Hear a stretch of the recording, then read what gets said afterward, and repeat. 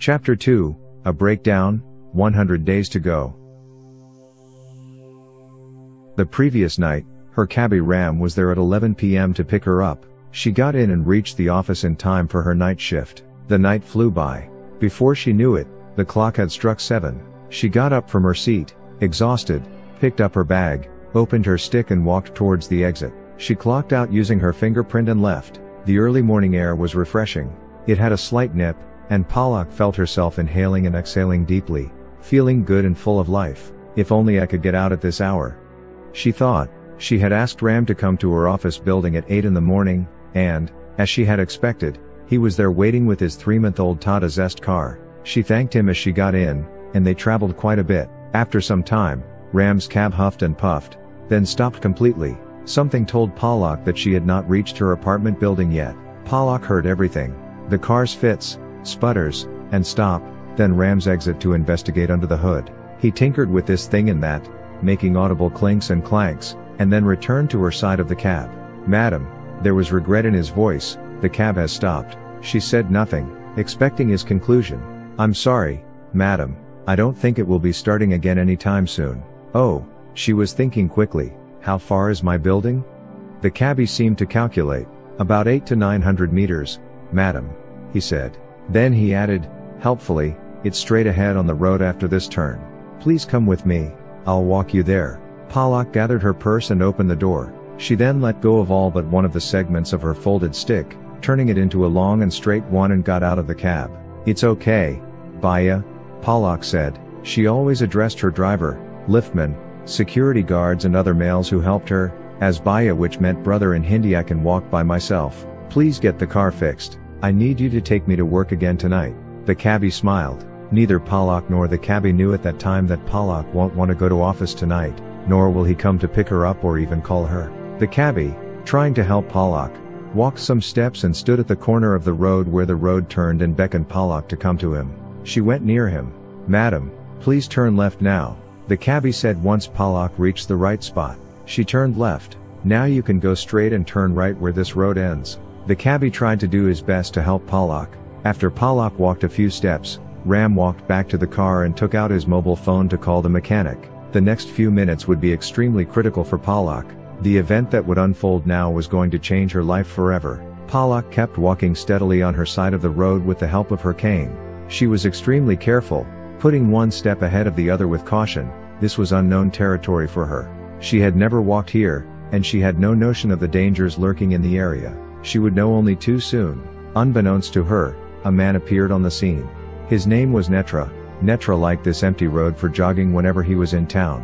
He lived nearby and traveled for 10 to 20 days a month to research subjects and places for his suspense novels. He was running down the road, wearing a black and gray tracksuit with 3 white stripes running along its entire length. His wireless headset blasted his favorite songs. It was a good time for his late morning jog.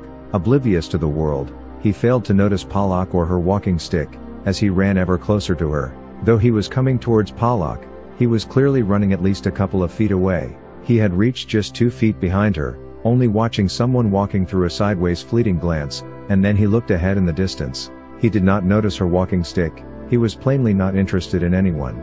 Time passed by swiftly for Netra, as the next sequence of events would seem to occur all at once. When Netra would look back on these moments years later, he would be sure that he was gripped by something unknown, some incredibly powerful, perhaps even divine force, which hurled him headlong into an ocean of uncertainty. Out of nowhere, a silver Tata Zest swerved precariously near Netra, almost crashing into him. The car's side view mirror hit Netra on his arm and folded. Feeling the shock more than the pain, he jumped away from the wayward car instinctively, saving himself from its screeching wheels. Incidentally, he fell upon Pollock, who had no clue of what was happening. She could not see anything, neither the car that zipped away after doing its damage, nor the man who collapsed onto her as a result. The impact was so great that both her glasses and her red and white stick flew away somewhere unseen. Neither Netra nor Pollock could fully grasp the sequence of events. When he came to his senses, he saw this girl under him, both her eyes tightly shut. He had no inkling that she was blind. First, without any sight, her remaining senses gave her no indication of what was happening. She didn't know she was involved in a near miss with a car, and she had no idea that the thing that knocked her to the ground was an innocent man who had been hit by that very car. clipped by its left side view mirror. The only conclusion she could draw was that she was being abducted and possibly raped. Pollock would never know for sure, strangely enough, that the car that zoomed towards Netra was actually the car her cabbie Ram drove for her, the same car which had broken down about 20 minutes ago. The two people, laying twisted upon each other in the city street, could not possibly know what hand fate had just dealt to them. When Netra finally pulled himself together and had fully recovered his faculties, he saw Pollock for the first time. He could only see her beauty, and her eyes that were closed in fear. There was no visible indication to him that she was blind. "I'm so sorry, madam," he apologized profusely, "but it's not my fault. That car came so fast, and hit me. I hope you're okay." Pollock was panting. She just nodded weakly, her eyes still closed and face turned to the other side. This made it more difficult for Netra to catch a glimpse of her. "Madam, I think your eyes are hurt," he continued to express his concern for her. "Show me. I hope it's not too bad. Can I take you somewhere? Please open your eyes, at least say something." "I'll be able to say something." Pollock's tone was quite irritable, and she could only speak between deep breaths. "Only when you get off me, right?" Then, to herself, "Idiot." That was when Netra finally realized that he was lying on top of her, and had not moved ever since their collision brought them both to the ground. "Oh, I'm sorry," he apologized again. "Now I know that you're both hurt and angry. But please understand, it wasn't my fault. Could you please open your eyes? Please look at me." Pollock still did not say anything, despite being annoyed, and she refused to turn her face towards Netra. "It looks like your injury is really bad," Netra continued in the same vein. "Please open your eyes and try to look at me, or I must take you to the hospital. I told you I'm fine. You can go." There was extreme irritation in Pollock's voice as she tried again to avoid any conversation with this vexatious man she had not seen and did not want to. Netra prided himself on being a gentleman. Here lay a young, petite girl who he had hit, causing her to fall to the ground. In all probability, she would have got hurt. He could not leave her lying on the side of the road alone, even if that was what the girl seemed to be suggesting. "Madam, you are obviously not fine. You seem to have hurt your eyes. If you are okay, please just look at me and say so." Netra persisted. Pollock had had enough. She had a monkey on her back and there seemed to be no way to shake him off. She instinctively did something she regretted immediately and for a long time afterward. "Get off me, you idiot," Pollock said as she looked up straight into his eyes while pushing him off violently with both her hands. Pollock saw him for the first time. Perhaps there was someone else around. Realizing that she had given away her secret, she quickly closed her eyes again, looked away and restarted her search for her glasses and cane. Netra never expected this kind of behavior. He was thrown off balance. His timely action of holding the road with his right hand saved him from falling flat on his back, just like Pollock a few minutes ago. Netra was extremely upset. His right palm was pressed against the gravel on the road and a few tiny thorns. Here he was apologizing and showing his concern to the best of his abilities, even offering to take her to the hospital. And in return this girl had violently pushed him, called him an idiot, and insulted him.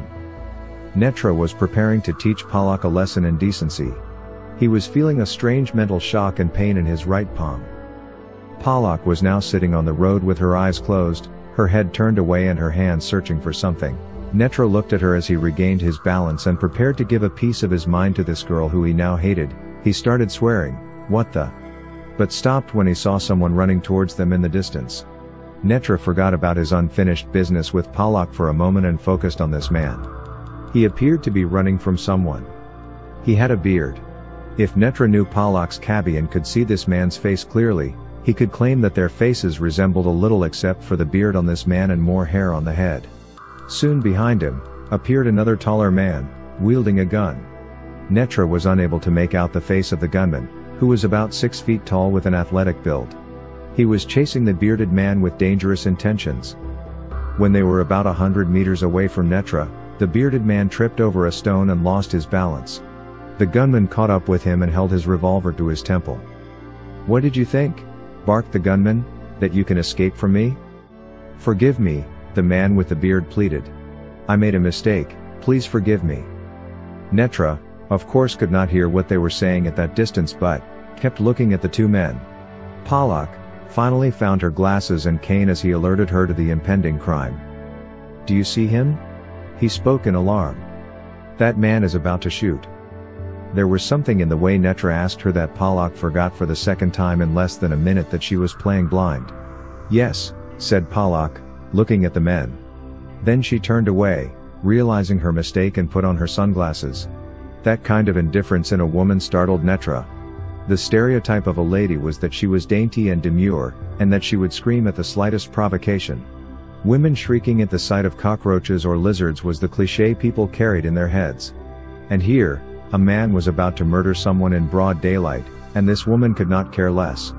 He thought this strange woman must be insane. Just as Netra's mind raced with these thoughts and his eyes focused on these men in the distance, the taller man pulled the trigger on his revolver. End of chapter 2.